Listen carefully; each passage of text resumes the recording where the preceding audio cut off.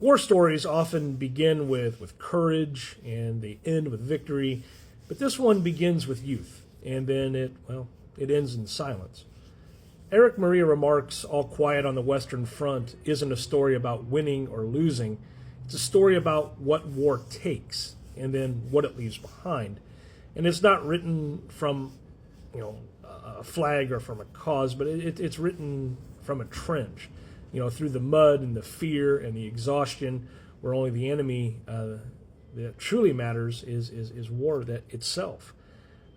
I'm Matt Hasquin. I'm a high school history teacher and civics teacher too. And I like talking about stuff that we should just know by being alive, as I say. And I want to talk today about All Quiet on the Western Front, one of the classics, at least in my estimation. And I've always enjoy is not the right word, but I go back to the book time and again. Now, if we set the stage here, it was published in 1929, and All Quiet on the Western Front tells the story of Paul Bäumer, a young German soldier that was fighting on the Western Front during World War I.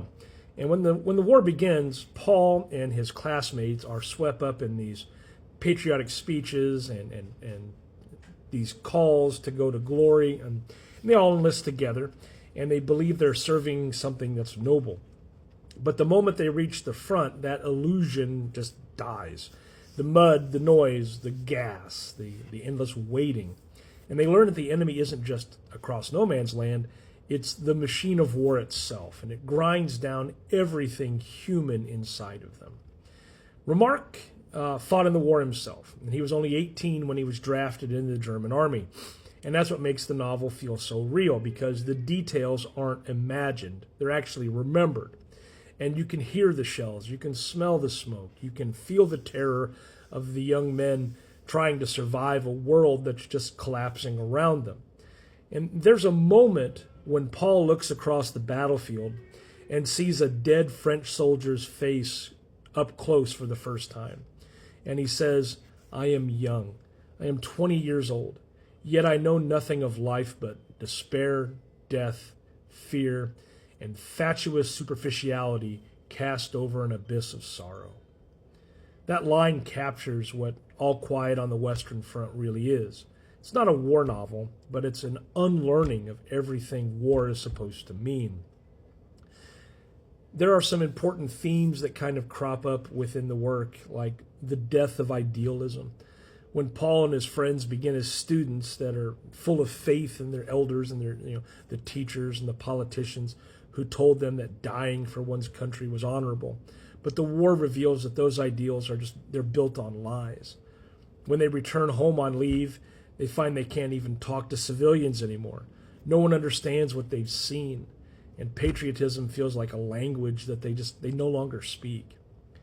Then we see the mechanization of death. Remarque shows how industrialized warfare, machine guns, artillery, poison gas, they just turned killing into this factory industrial process. It's not about bravery anymore. It's actually just about endurance. The soldiers don't fight for victory. They fight to stay alive just for one more hour. Then we have the lost generation. And by the end, Paul and his comrades are part of a generation that's been emotionally erased. They have no future, they have no purpose, and they have no sense of home. Remarque called them a generation destroyed by war, even though it may have escaped its shells. Now, Remarque's style is simple and it's direct, and truly it is devastating, because Remarque avoids propaganda or politics. He doesn't lecture, he just describes. That's what makes it powerful, because the horror just speaks for itself. And when it was published, the book became a global phenomenon. It was translated into dozens of languages. It sold millions of copies. But in Germany, nationalists and the rising Nazi Party condemned it as unpatriotic.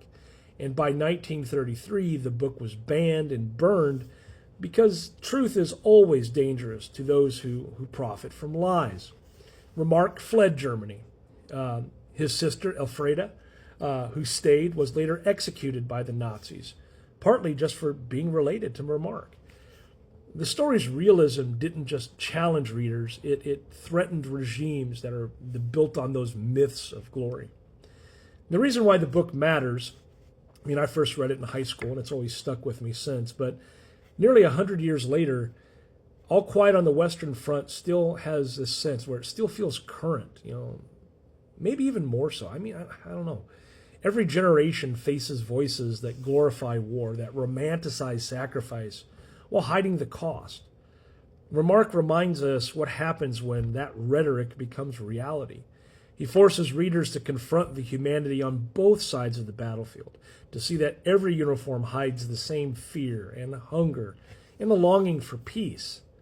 And his message is simple and it's timeless. War doesn't ennoble, it annihilates.